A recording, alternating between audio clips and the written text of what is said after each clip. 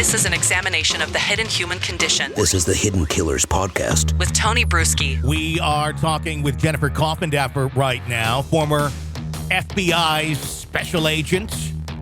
We're discussing the case against Brian Kohberger right now and kind of the this way, that way of the motions that were argued on Friday involving the case itself. The defense motions related to a request to compel the state to disclose DNA profiles. That in itself, a pretty big one. They're taking a look into details of exactly how the chain of custody went with the DNA, how accurate it is. They already have their expert witnesses. They're trying to poke holes left and right into this. What are the implications of this in either direction? If they are to get the access to all of that information, the defense, or if they are to be denied such a motion? Well, Tony, I think if the defense is allowed access to all of those profiles, they are going to try to show, I'm certain, that those profiles actually lined up at some point in some way with what was on the sheath, even if it was minor points of a profile match. I think that they'll just try to muddy the waters with all of that. Obviously, I'm no DNA scientist, but just judging from what happens from a layman investigator standpoint, that's what they're going to be looking at. It's one of those things where you have some experts that say there could be phantom matches, which sounds really spooky. And probably if you don't know much about DNA, you'd go, well, that sounds like a thing. In reality, though, I mean, is it really much of a thing, or just part of the strategy to confuse and to try and poke holes and hope somebody doesn't really follow along very well? I don't think it's much of a thing.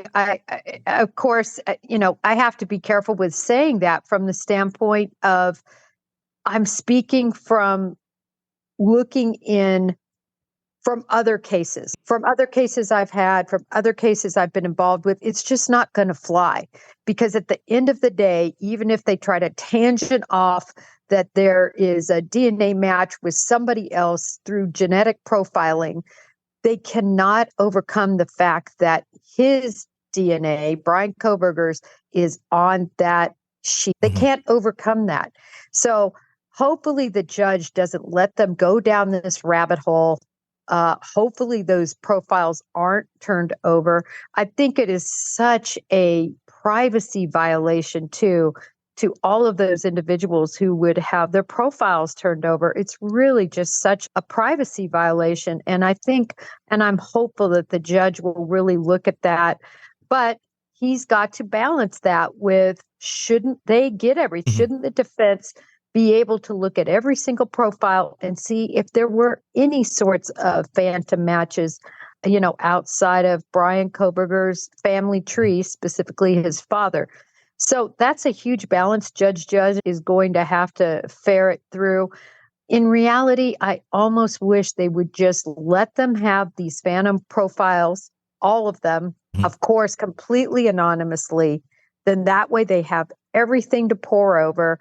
And at the end of the day, the prosecution can say, listen, we could talk phantom profiles all day, but guess what? His DNA is on the sheet. Isn't it a kind of a risky thing if the judge denies this motion, especially in appeals, if Kohberger is to be found guilty? Simply because, whether you like the guy or not, or you think he's innocent or guilty, if we're just talking complete fairness here, we are talking about someone who's fighting for their life. Should they not have access to all the material the prosecution has, as they would in discovery, including the information to go over? And then they'll be able to say, look, we did go through everything, and it would be one less thing that can be brought up on appeal. I agree with you, Tony. I've always, in the federal process, what most prosecutors did that at least I was involved with, we always did what we called open discovery. And they would come to the office. This was, we had a lot, obviously, that was electronic, but we just laid out the whole case for them. In other words, they got to see every single sheet of paper. Yeah. And it's just better to disclose everything. And if they want to nitpick and find some sort of, phantom DNA. Let them go off on that tangent. I just don't think it's going to hold water. So I'm with you, Tony. I've always been this way. Give them the kitchen sink. Let them go down these rabbit trails. And that's just the best way, I think, ethically to handle these cases. This is an examination of the hidden human condition This is the Hidden Killers Podcast. with Tony Brueski.